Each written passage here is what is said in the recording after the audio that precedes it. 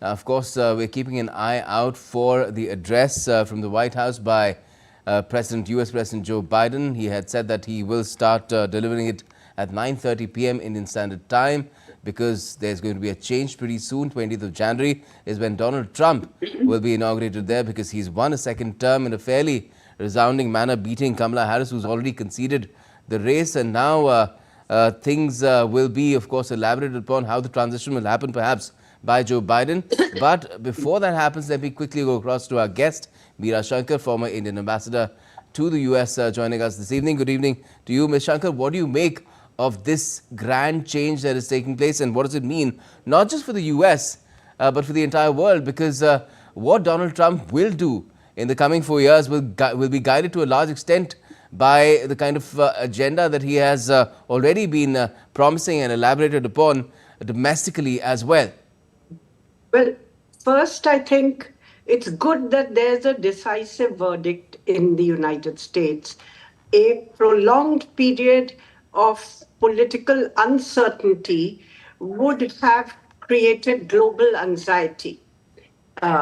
So that is a good thing. I think the issues that President Trump raised resounded with the public, specifically, I think, the economy and illegal immigration. Now, Biden's handling of the economy has been fairly skillful. Growth rates have been 2.3% on average versus Donald Trump's 2.4%, so roughly the same. He created 16 million new jobs versus Trump's 6 million during the first 3 years of Trump's earlier presidency. And then, of course, there was a sharp fall for Trump during the pandemic. Also, real wages of those at the bottom of the pyramid have gone up. But because of high levels of inflation, this has not translated into a feel-good factor for the public. And that inflation was not just for a few months. It was for the first few years of Biden's presidency, touching a peak of 9% in 2022. It's come down. Today, it's about little over 2%. But the cumulative impact on price increases has made consumers unhappy. Because when they go to buy, let's say, a gallon of milk, they say, oh, today the price is this much. 4 years ago, I was paying that much. So the fact that inflation has come down is not something which they notice so much as the fact that over these 4 years, prices have gone up. Secondly, because of high inflation, the Federal Reserve had to increase interest rates to tame inflation. And these high interest rates meant that for those who had taken home loans, mortgage payments increased because interest rates went up. And for those who were first-time, home buyers, the cost of buying a house also went up because the outgo on loans would have been higher. Plus, there was a housing shortage. So I think both these factors have weighed in on the general sense of dissatisfaction with the state of the economy. The other major issue was illegal immigration. And initially, I think the Biden administration signaled a somewhat easy policy on this.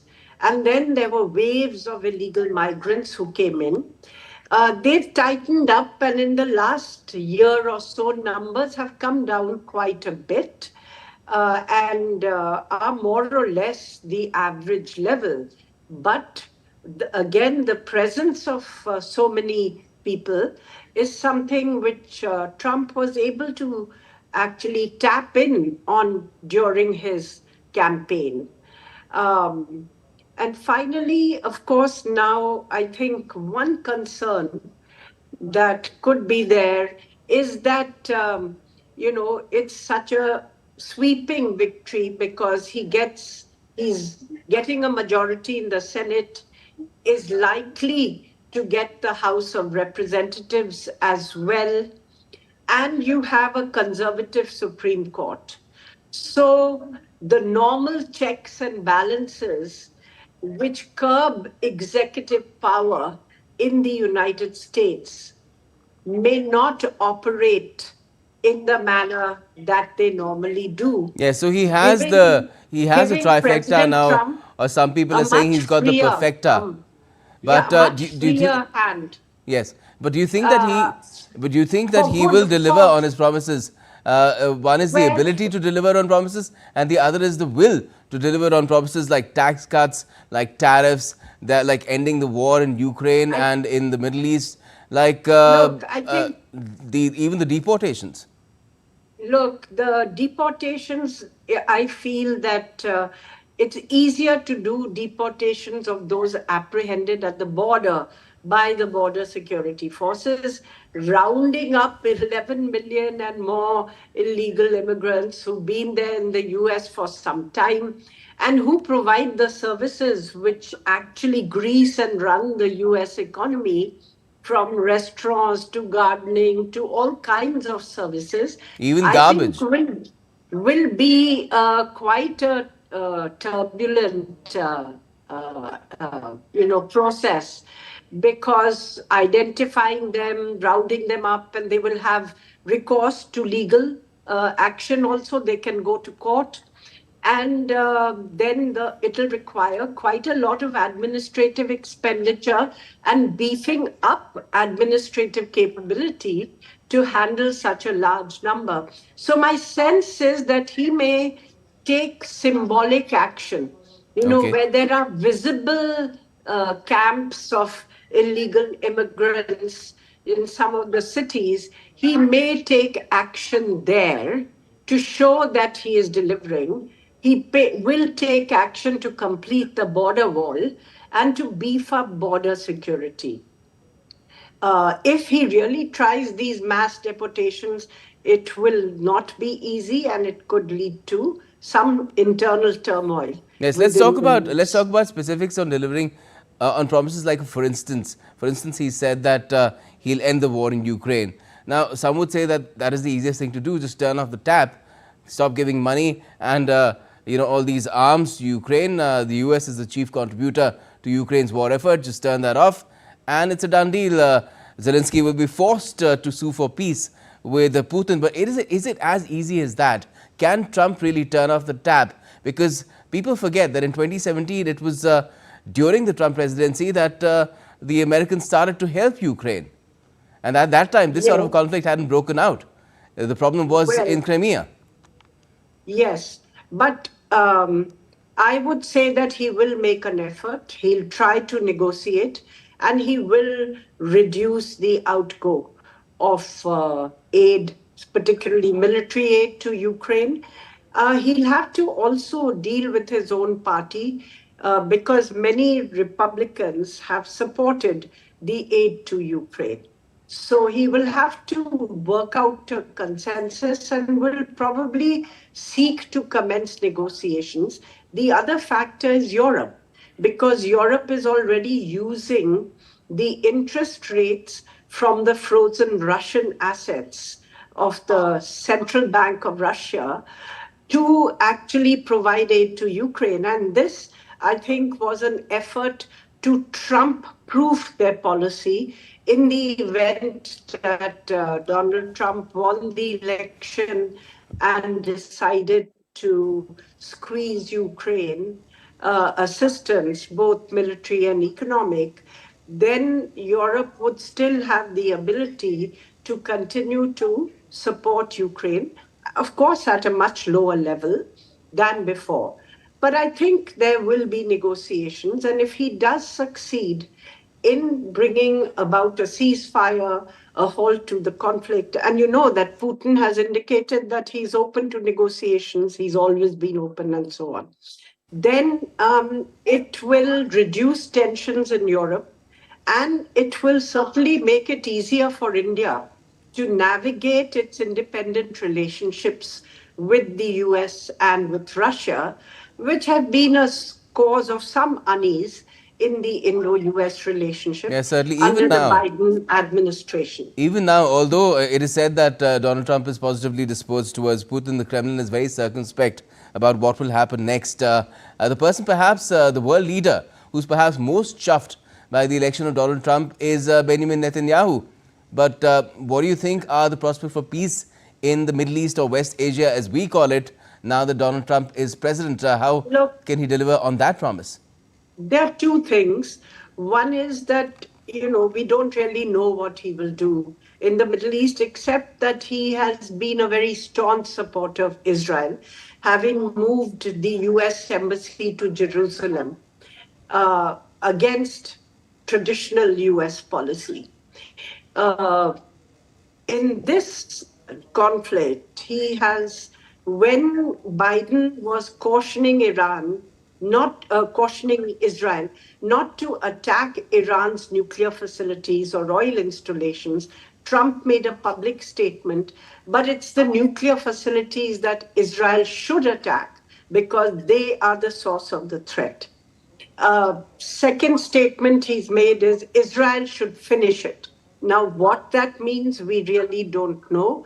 But given that he has a good equation with Netanyahu, given that Israel has already achieved, some of its strategic objectives, it's possible that Netanyahu may be more amenable to persuasion from Trump than he was to persuasion from Biden, particularly because he was holding out till the US election had finished.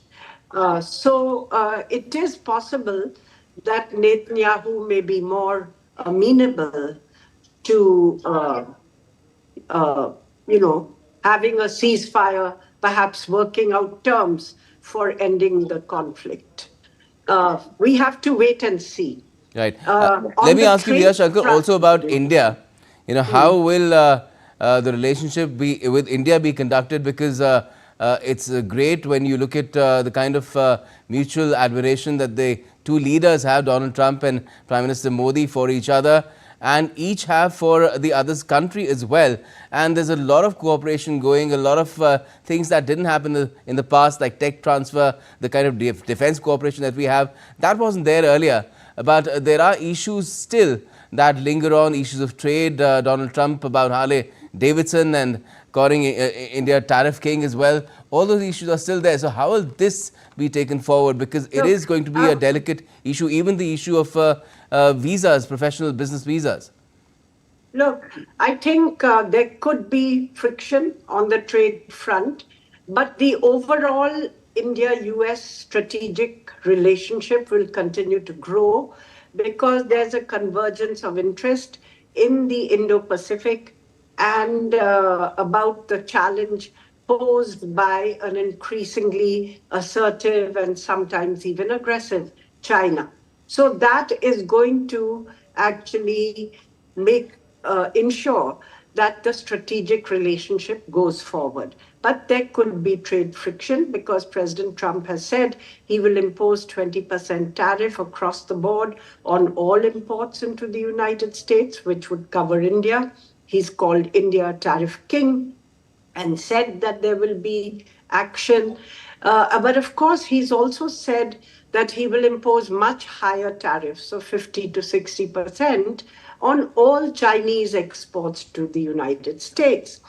If he does implement this, because, will he implement it across the board? Will he be selective? If he does implement these much higher tariffs on Chinese exports, they may also provide an opportunity to Indian businesses and companies to position themselves to benefit from the policy that Western businesses are following of de-risking from over-dependence on China and creating China plus one supply chains. There are other countries also who are positioned for this and who have benefited. So it's not automatic that it comes to India. It will depend on how businesses view India in terms of an investment and business destination. Other countries are Vietnam, Malaysia, Indonesia, Poland, Mexico. All of these countries could also be destinations for investment, but it is an opportunity which India should position itself to benefit from. And certainly, I'm sure all will be done to ensure that we conduct our relationship to the best advantage of India and perhaps to the advantage of the US as well. Thank you so much for joining us and talking about it tonight, Mira Shanker.